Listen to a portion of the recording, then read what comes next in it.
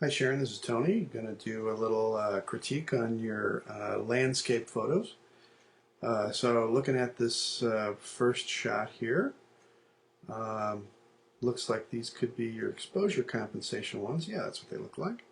Okay, very nice that you include the exposure compensation ones in here because I think that that's a very important thing to be able to know how to do because every once in a while, especially when you're photographing like green, dark green trees or vegetation, that exposure compensation thing can come in very handy to do a little bit of underexposure when you're shooting the picture. Because a lot of times, like you can see right here, there's even this underexposed shot that it really has a nice saturation, a nice drama that the top one, which would be maybe the zero exposure, that maybe a -1, the difference between here and this underexposed shot would be just about perfect, in terms of saturation and snappy contrast. So and now I'm seeing here you broke your toe, and you got some shots from this summer. That's fine.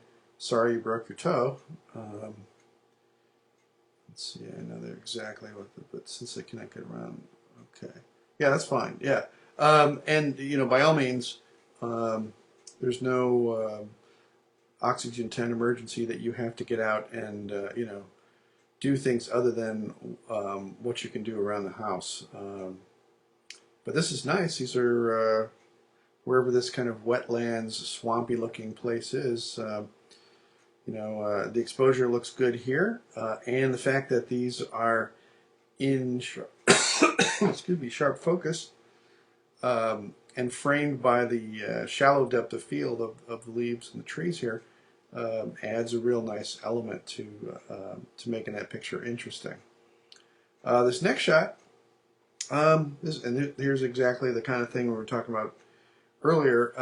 When you're shooting vegetation like this, green trees, green grass, things like that, the camera tends to overexpose a little bit. So you might want to use that -1 or maybe -0.7 to give a value that might be closer to what you're really looking at here. This is a nice shot that I like where you're going with this. Although I think I probably would have done a little bit of different cropping here. When you have a picture like this, compositionally, your eye tends to go to the brightest part of the picture, and so you can see right here also that the picture is just a little on like we were talking about just with this previous one. It's the camera's meter gets fooled a little bit by darker areas, and you can see this area down here very much kind of washed out, and this area over here too. So I would definitely have done a little bit of a minus exposure compensation for this, and I think I probably would have cropped it a little bit different too. I think I might have moved a little bit more over this way and had not so much the tree cropping off this part of the bridge here. I think I may have wanted to show the bridge a little bit more, see a little bit more of that arch of the bridge, and maybe just put the tree limb over the top of the bridge and not so much this part of the tree right here. I think I'm not sure I would have included that part of the tree in there. Maybe just all the way over the very far edge of the picture. Oh, now I see that that might have been an exposure compensation thing. So yeah, so here you can see this is a little bit brighter exposure, and then this much being much more normal,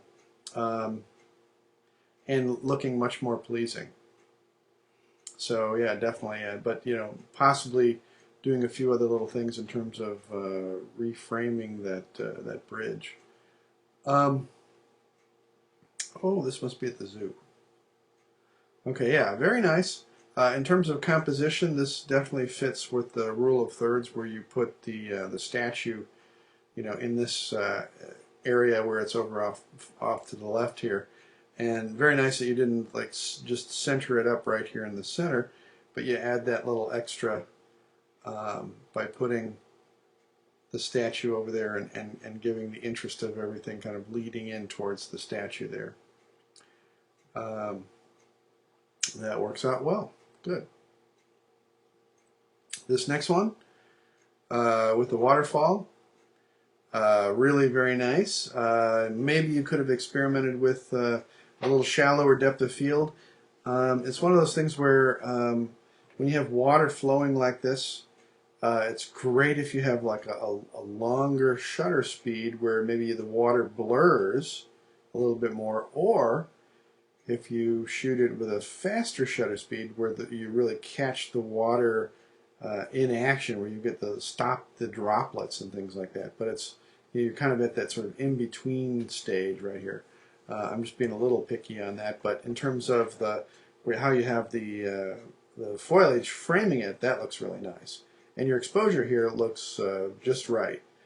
You can see it's kind of a darker image, and you were able to get that image so that the values and everything look good. It doesn't look overexposed.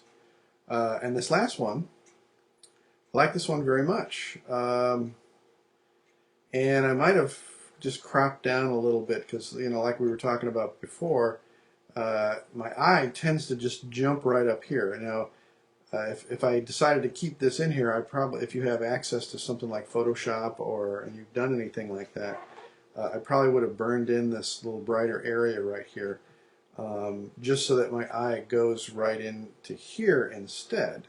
Or I might have also cropped that off there too. But very interesting. I really like the way that the water is flowing across this rock like this. So really interesting kind of shot. Maybe it might have turned this into a vertical shot. You might have also been able to crop this right side off here. It's one of those things where you can kind of experiment with it a little bit. But I see that this area right in here is really your area of interest. So very nice job. Thanks very much.